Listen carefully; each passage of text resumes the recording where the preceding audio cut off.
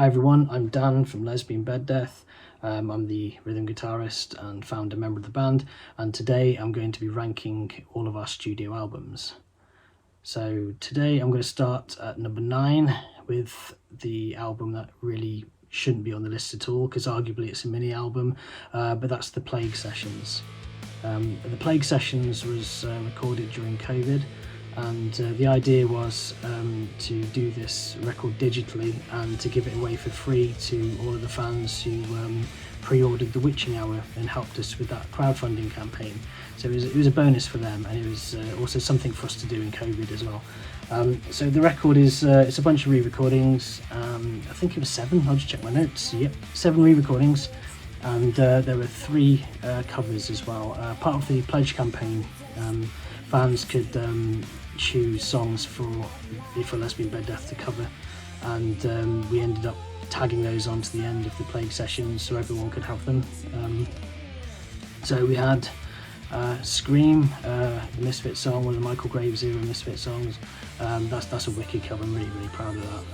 And Lady Evil by Black Sabbath, which was originally from the Heaven and Hell album with Dio. It's a good song, you know, kind of. In hindsight, I kind of wish the person who chose it had chosen Neon Nights, but you know, what can I do? And also Chop Chop Chop by Alice Cooper, which is off one of my favourite guilty pleasure albums, which is Raise Your Fist and Yell.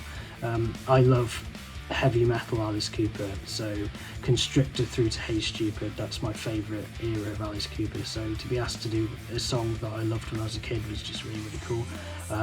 Yeah, those 3 covers are great. My problem with it is that it's just an album of re-recordings, and there's nothing wrong with it, and Steve Lethal played guitar on it, lead guitar, and he did an absolutely amazing job as always. And it just, you know, Lucy Four sang on all the songs. The cool thing about it is that we chose songs that she didn't record originally, apart from I Use My Powers for Evil. So there's a pretty pointless re-recording of I Use My Powers for Evil on there. And the others are all cool, there's nothing wrong with them, they just, you know, I just personally prefer the originals, to be honest with you. They don't, again, these versions don't replace anything, they're just an extra, they were just a fun freebie just to give out to the fans as a thank you for supporting us with the Witching Hour campaign. That's it. So that's why the Plague Sessions crashes in at number 9. It's not an essential purchase, but if you're like a super fan and you want to complete your collection, it was never released on CD or record or anything, but you can still get it digitally. I can't even speak today. You can still get it digitally on our Bandcamp, so go check it out. Okay, number 8 is Born to Die on VHS. Again, this is an Anomaly album. I said Anomaly correctly, I'm quite proud of myself there. Basically, it was a covers album, and we actually did three songs. 3. I spoke too early when I said about being able to speak properly today, but you know, we have 3 original songs and a load of covers on there. And the original concept was to do covers of songs from my favourite horror films, which are mostly from the 80s. So you've got like a cover of Wasp, Screaming Till We Like It, 45 Graves, Party Time, which was obviously from Return of the Living Dead, etc. You know, songs from like Critters and Fright Night and all these other movies that are awesome, you should check out. Now why is it coming at number 8? Is a good question. A lot of it is personal. That album started and finished in probably the most chaotic time for Lesbian Bed Death. Endless lineup changes, and I mean, it was just a horrible time in my life personally, and it was just a very difficult album to get finished and get put out into the world. For a good chunk of it, I felt like I was the only person who actually cared about the project at all. So it was difficult stuff. I mean, you put it into perspective, Sienna Venom was the singer when we started the record, as we were talking about it, and we were planning to do it. And then there was Adele, who joined the band for a brief amount of time, who co-wrote a song called Fury on there, which is one of the original tracks. and then she left the band, and we got Lucy 4 back. So it's 3 lead singers. Yeah, the whole thing was chaos. So if you're wondering why the song Fury, the music video, has got Adele in it, and on the album it's got Lucy 4 singing it, there you go, there's your reason. I didn't want to throw the song in the bin. It was a great song, and it's part of the record. And yeah, there's 2 other songs on there, Born to Die On VHS, and that's just my little angry hardcore song, and a song called Flash, which we still play in the set today, actually, not all the time, but if we have like a slightly longer set, Flash usually makes it. It was a good, I suppose everything turned out alright in the end. I mean, the best thing about it is I reconnected with my friend Steve Lethal, and he finished off the guitars on the record, and then after that we pretty much went straight into writing music together, and all that became the Witching Hour later on. So yeah, it was one of those very difficult kind of records, but it's still good. If you like those 80s kind of mostly heavy metal songs from horror films, then it's definitely worth a listen. Certainly something to bring out for your Halloween playlists. I'm still proud of it. So yeah, check it out. Born to Die On VHS. Right, number 7, Evil Never Dies. This is another difficult album for me. They're all difficult albums for me. I mean, must be right drama queen. But Evil Never Dies, the band had fallen apart. I put it back together with a brand new lineup, and Evil Never Dies, it was almost like saying the band doesn't die. Genius bit of writing. But yeah, I remember I was looking at trying to start another band. Well, we did start another band, it didn't work out, and I was just messing with the guitar, and I wrote the main riff for the song Evil Never Dies, and I just remember thinking, this is a Lesbian Bed Death riff. This isn't a new project or a new band. This is LBD. This is the universe telling me that Lesbian Bed Death needs to be again. What's wrong with my fucking mouth? Lesbian Bed Death needs to be resurrected, and yeah, let's give it another go, basically. And Evil Never Dies was the product of that. It's a good album. It's solid. In hindsight, I don't love it as much as I did when we made it. There are some songs that I'm not keen on. I mean, for example, that sounds awful, but the one song I didn't like the lyrics for was She Sells Hand Grenades, and it was called that as a silly working title, because the riff sounded a little bit like the Cult's She Sells Sanctuary. It was a little bit too close, and our band member who wrote the lyrics just decided to run with that as a title, a proper title, and it's just a load of meaningless shite. Other songs on there are just I don't know. If I knew then what I knew now, we could have made a better record. But yeah, there's some really good stuff on there. I mean, the title track's great. Make Your Wish is great, which we did a music video for. Drag Me to Hell is really cool as well. That's an awesome tune. But yeah, it's decent. It's a good album. It's still available. You should totally buy a copy, because I've got a load of them in my attic and I want to get rid of them and never see them again. No, seriously though, it is a good album. Check out the song Evil Never Dies and Make Your Wish. We've got music videos for, and let me know what you think of Evil Never Dies in the comments. Okay, number 6. This may shock a few people, but it's Designed by the Devil, Powered by the Dead.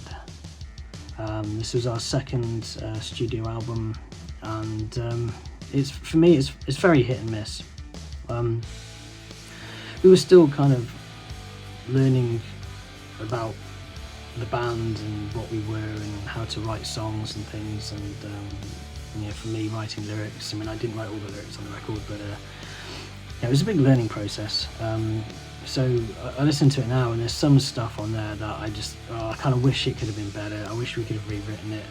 Some of the lyrics are a bit shit. It's annoying. It's one of those things where a lot of the fans think it's the best thing we've ever done, and they love it, and the album means the world to them, and all this kind of stuff. But for me, as part of the creative team, I listen to it and it kind of annoys me a little bit, because I feel it should have been better in certain places. Having said that, the album does have Bela Lugosi's Back, which is one of the best LBD songs ever. I'm extremely proud of that. It's a great music video for it if you haven't seen it. And another of my favourites on there, which we haven't actually played for a long time, is No Tears Please, because it's that kind of got that fast horror punk sort of vibe that I wanted LBD to have a bit more of at the time. But yeah, I mean, I thought I was being really clever at the time. I thought, well, I know, I'm going to write a load of lyrics which are basically a load of quotes from Hellraiser films and just chop them all about and do that, and I nearly did it. There's a few original bits in the chorus. I did my best, so it's just a load of Hellraiser fanboying really, with some cool high octane punk riffs. It's a lot of fun, and it's definitely one of my favourites looking back. We did well, the other thing with that album is I don't want to go into too many negative things, but again, there were issues within the band, and we never toured that band with that band. We never toured that album with the lineup that created it, if you know what I mean. Not properly, you know, we did a couple of gigs. But yeah, we ended up re-recording the songs Moonlight and Zamba the Devil Powered by the Dead, which are from that record, because we had a new lead singer basically, and we were trying to tour a record with someone else, so we decided to re-record those two songs and release them as singles, music videos, and take it from there. But yeah, I think the re-recordings are better than what's actually on the studio album, which is another reason for it being a little bit lower down on my list than what some people thought it may be. Okay, so the next one, number 5, The Devil's Bounty Hunters. Okay, this is another of those difficult albums, because at the time of making it, our drummer had kind of left the band. He never actually told us he left, he just like stopped really turning up very much, and we got a stand-in, and it just he never officially left. He probably still thinks he's in the band now, but you know, I haven't spoken to him in over 10 years. But yeah, and the bass player had quit, I think for a second time, so we were a three-piece at this point, and we couldn't really do much in the way of touring. Our other guitar player was a teacher, and he was going back to school teaching in September, and we had this window of the summer. And instead of just doing nothing, I pushed really hard for us just to make another record, just to be active and be doing things, and yeah, so we got back in the studio. This album, for that reason, personally, I feel maybe we did rush it a bit, and maybe we could have made a better record if we'd spent more time on it. But I mean, life's never like that, is it? You know, you get given a window, an opportunity, and you try and seize the day. The other two band members, I think, were trying to pull away a bit more from all the classic LBD sound and what it's about, the cheesy kind of horror element to it. But I love the cheesy horror elements. I'm always like pushing back the other way, and so it was a weird kind of oddball of an album, but still it's very good. You know, the opening track, Dark Passenger, was made up of a couple of unused riffs from my previous band, which our guitar player was in as well, where he played drums, and I insisted on trying to do something with those riffs and actually put both riffs into the same song, so it does sound a bit more metal and a bit more hardcore than anything that LBD had done before, but it worked, and it still managed to sound like LBD, and yeah, we did a music video for Dark Passenger, and it's great. But yeah, it was just again another difficult time. We did a couple of music videos that never saw the light of day, because they were awful, to be honest. So the album never really got promoted properly, and by the time we actually got a band together and we were playing gigs, we did a handful. We did a bigger show at the time ever, which was the Whitby Goth Festival, and then the band pretty much broke up straight after that. And the whole thing just imploded. So The Devil's Bounty Hunter it's a good album, but it was never treated fairly by us, the band. We never toured it, we never really promoted it properly, we never got to put out the music videos that we wanted to do. and the whole thing was just a very expensive missed opportunity, really. But on the positive, let's talk about some good things about the Devil's Bounty Hunters. The production's amazing. Dark Passenger's great. I absolutely love Ghost in the Mirror, more kind of ballady, kind of goth rock track on there, which is really good. What else is on that album? Death by Stereo is an absolute banger. I love that tune. Yeah, there are some really good songs on it. You know, we had what was that fucking song called now? Do my head in. 1 second, let me just consult my computer because I want to talk about this because it's cool and you need to know. Yeah, Lonely Assassins. I wrote that song. Well, I didn't write the song. I wrote the lyrics. To do with because I was obsessed with Doctor Who at the time. I mean, I feel it's gone quite badly downhill in recent years, but back then I was obsessed with the Weeping Angels, if anyone's familiar with that. And yeah, the Lonely Assassins is about the Weeping Angels from Doctor Who, which is massively geeky, I know, but that's what it is. So I keep looking over my computer screen here just to refresh my memory. Skin Crawler was a badass song. It was in a weird time signature. I think it was in the 60s or something. Again, it kind of, we were trying something different, and most of the music, if I remember correctly, our guitar player wrote, and he's very much into more kind of jazz and complex structures and more kind of like much more metal stuff. So that was his way of trying to bring these sort of slightly different ideas into Lesbian Bed Death. So it doesn't sound like traditional Lesbian Bed Death, but it's still really cool. That's another banger on the album. What else have we got then?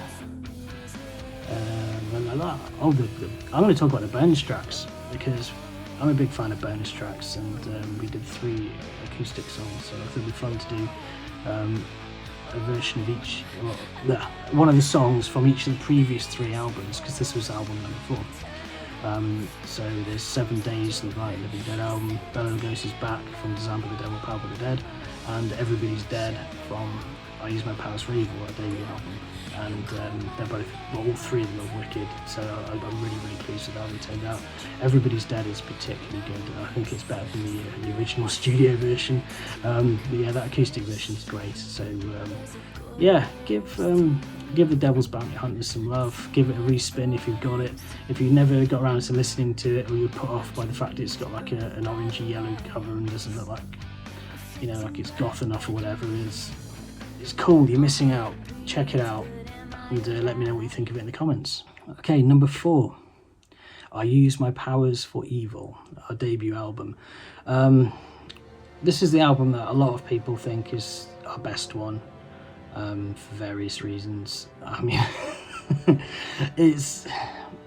I have a love-hate relationship with it, to be honest.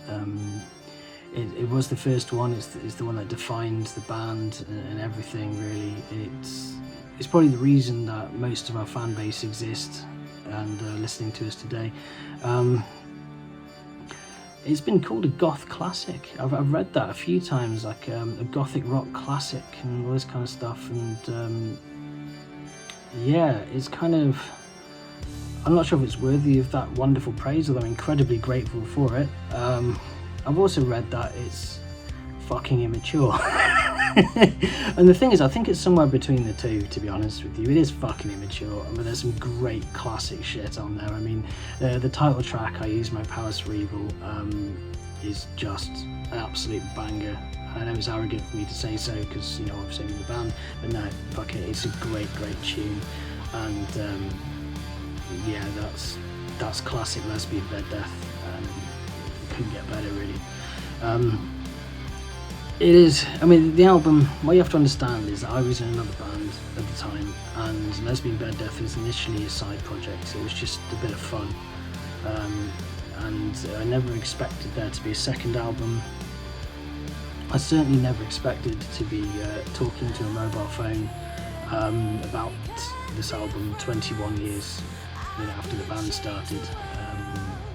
So it's 2025. The album came out in 2006, but most of these songs are written back in 2004 when we formed Logan Chonk and Marine. Yeah, it's one of those records. I owe everything to this album, really. I mean, Goth Girls Are Easy was the first song we wrote. It was me and my friend John, became Johnny Hell. We wrote that together. It's fucking childish, and I don't know, as time went on, I kind of felt we needed to get away from it, because this song was eclipsing the band, and there were certain people who kind of didn't get it. They kind of, I don't know, I didn't want us to come across as a bunch of misogynistic twats, when really that wasn't the case.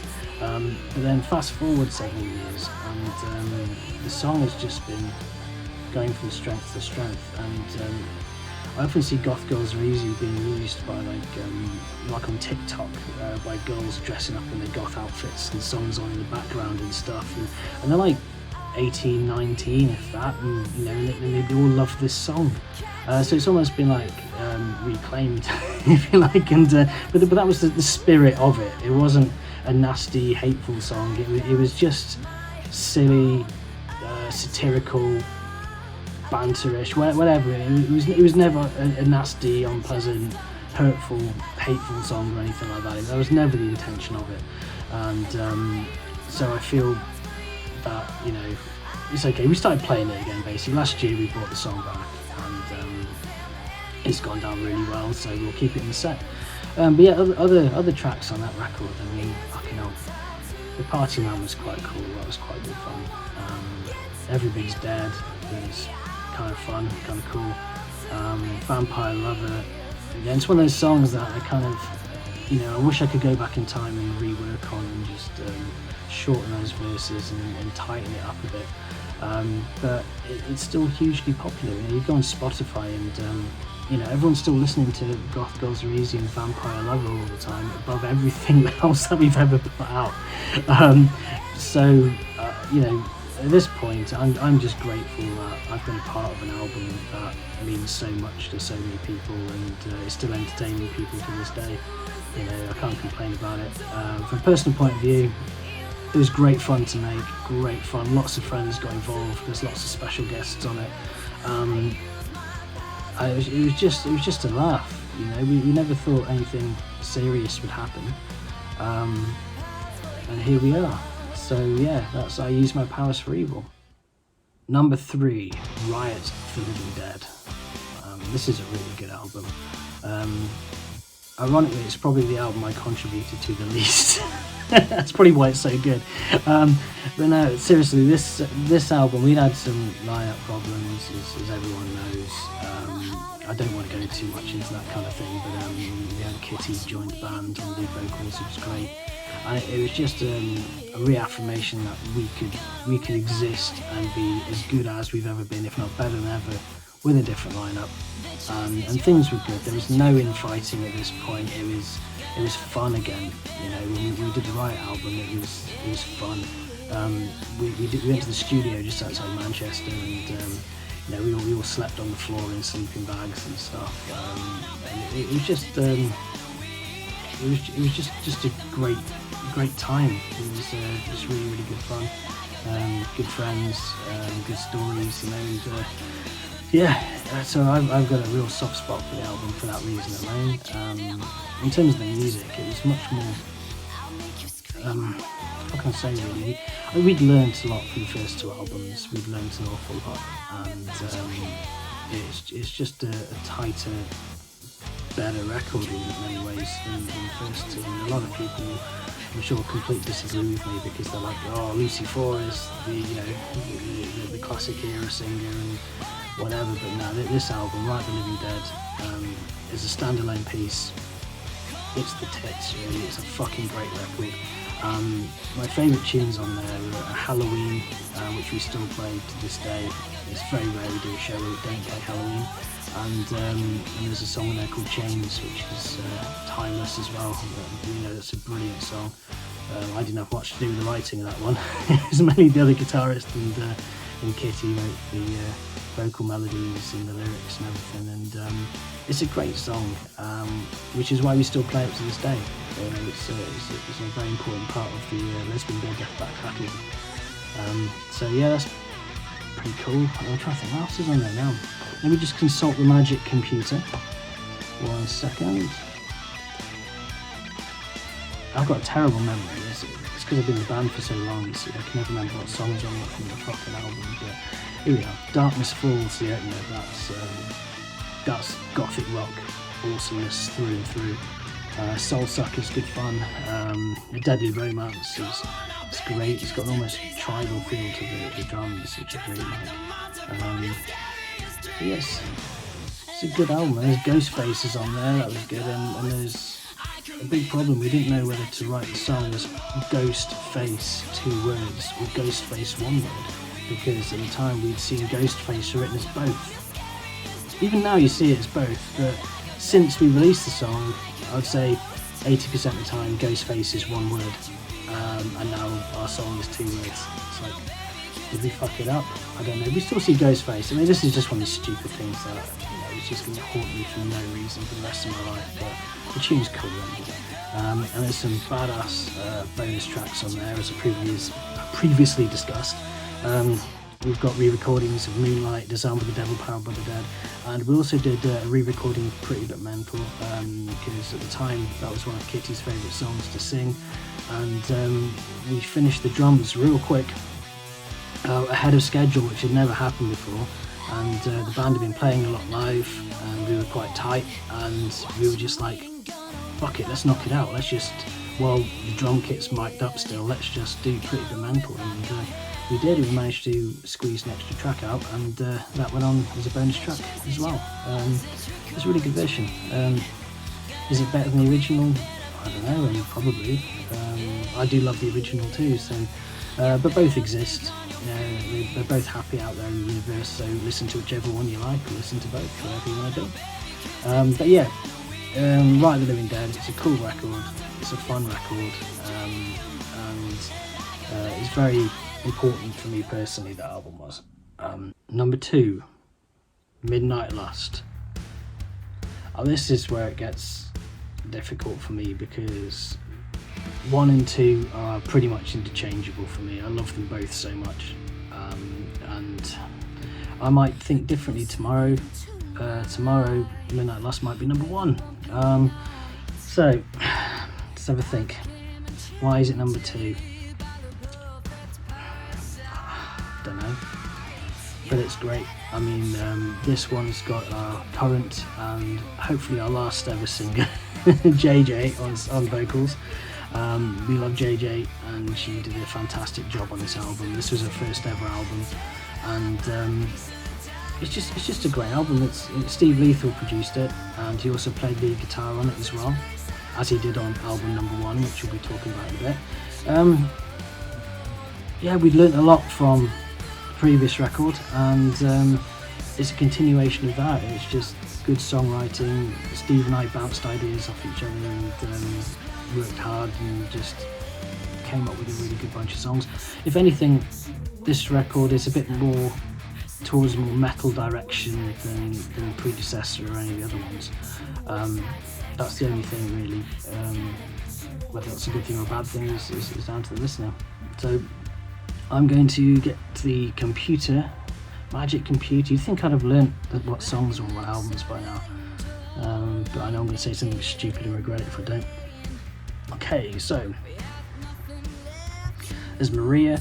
Maria was the first song we worked on, but again, we had lots of different versions of this song, and it was one of the hardest to put together.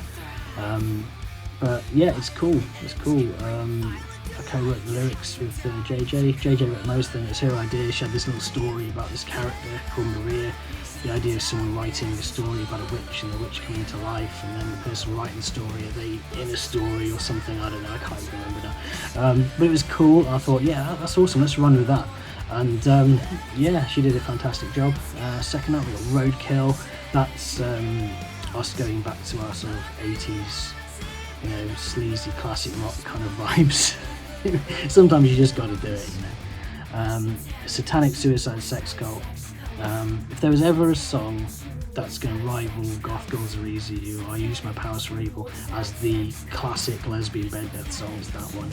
I really do think that in time people will look back on this band, and that will be one of the defining songs for Lesbian Bed Death for sure. It's great fun to play live. You get a great response to it. The video is awesome if you haven't seen it. So yeah, that's wicked. What else we got here? Your Love Makes Everything Worse, that's a banger. The Antichrist, I love that tune. What else we got? She Loves Lilith, The Mummy's Tomb, Reykjavik Nights, Horrors, The Crown Hotel, Art of Terror, which is obviously about Art the Clown from the Terrifier films, if you didn't know. The whole album's great. I'm really proud of it. It's fantastic.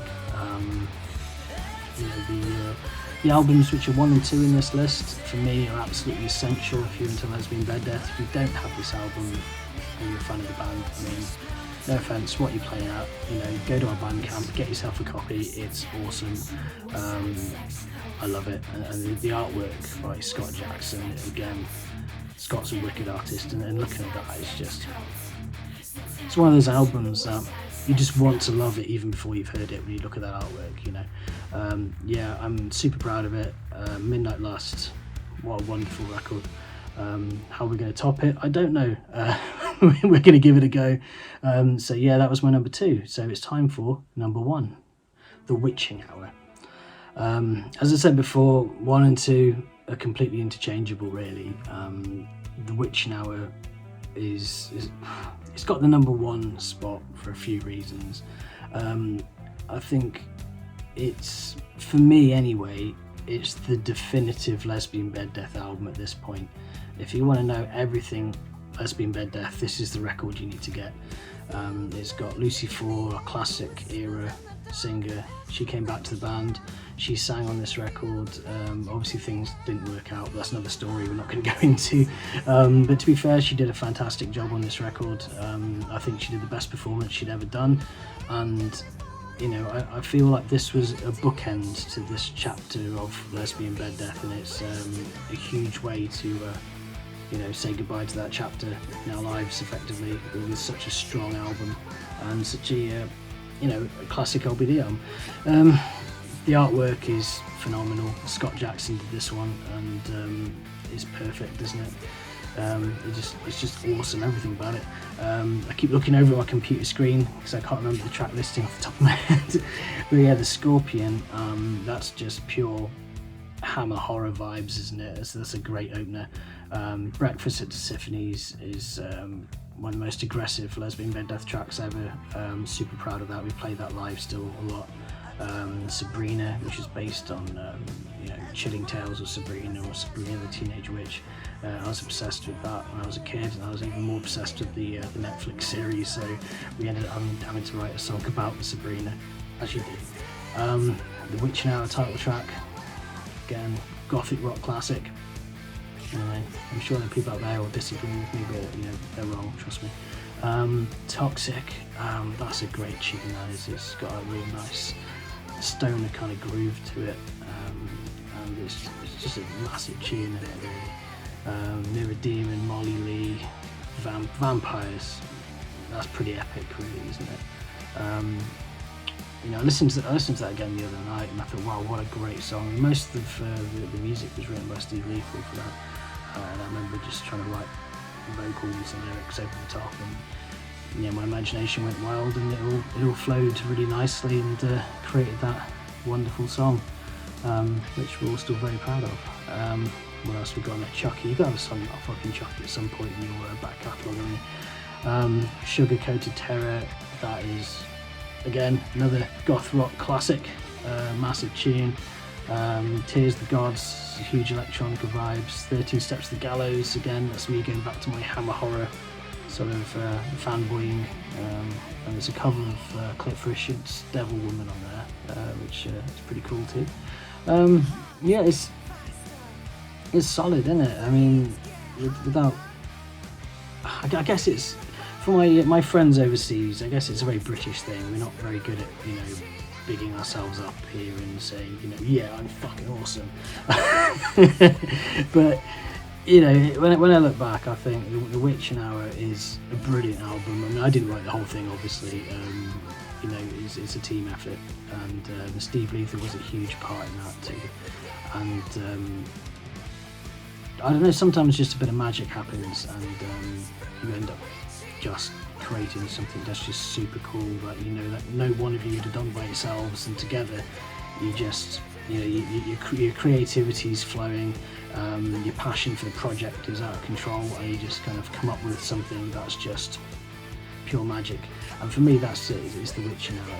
And you know, will we ever do an album that's better? I feel that Midnight Lust is as good, pretty much. Again, just trying to think why I chose The Witching Hour. It's probably because it's more typical. Midnight Lust is a little bit more metal, so it's not like not as typical a Lesbian Bed Death album as The Witching Hour, because we don't want to make the same record twice. But yeah, I mean, I love this record. I love Midnight Lust. I love the top two. If you like the band and you don't have those two records for whatever reason, you know, if you're an old school fan and you're just getting back onto it, then pick up those two albums. I'm extremely proud of them. I mean, still waiting for the major labels to phone me up, but you know, keep looking at the phone. Maybe one day, who knows? But yeah, so they're the top albums all ranked. So yeah. Question is, where do we go now? And if you're a fan of the band and you've been following us, you'll know that we've shot a movie. We've done a horror movie called Satan's Cellar. I directed it and wrote it. So we're working on that now. I really hope you don't think it's shit. Excuse me. But as far as the band are concerned, we decided to write a soundtrack, you know, like an album's worth of songs to go on the record, instead of just rehashing all the old ones. I mean, Satanic Suicide Sex Cult is going to be in the movie, but all the other tracks are all brand new. We've got demos of them now, and we're looking at you know, doing them properly over the coming months, and that will be released as the next Lesbian Bed Death album in its entirety. So it'll be a bit of a mixed bag, something different, and I'm quietly confident that this next record is going to be easily as good as Midnight Lost and The Witching Hour. You know, we've got some great stuff, and so let's hope we don't fuck it up, basically, and we can bring you another album that we can be super proud of. So thank you for watching all this bullshit. Feel free to chat about our records, what you think are the best ones, the worst ones. You know, I'll respond as soon as I can. So yeah, get in the comments and let's talk about some records. If you want to pick any of them up, you can go to our Bandcamp. If you can't find our Bandcamp for whatever reason, go to lesbianbeddeath.net, and the Bandcamp's linked on there, and all our CDs are available. So what I'm trying to say is, don't go on eBay and buy one for like £200 or anything fucking stupid, because they're all in print, apart from Born to Die on VHS. Don't pay over the odds for it, because one day we will probably almost certainly repress it. Don't give these fucking grifters like hundreds of pounds for these albums. Please don't. I once saw like I Use My Powers for Evil for, I can't remember what it was, in the hundreds. And I'm thinking, why? I wouldn't even fucking buy it for that, and I'm in the band. But yeah, we try and keep everything reasonably priced, and try and keep as much stuff in stock as we can. So if you want anything, get it at our Bandcamp and get it direct from us. You'll be supporting the band and helping us to make more of this nonsense in the future. So I'll catch you soon.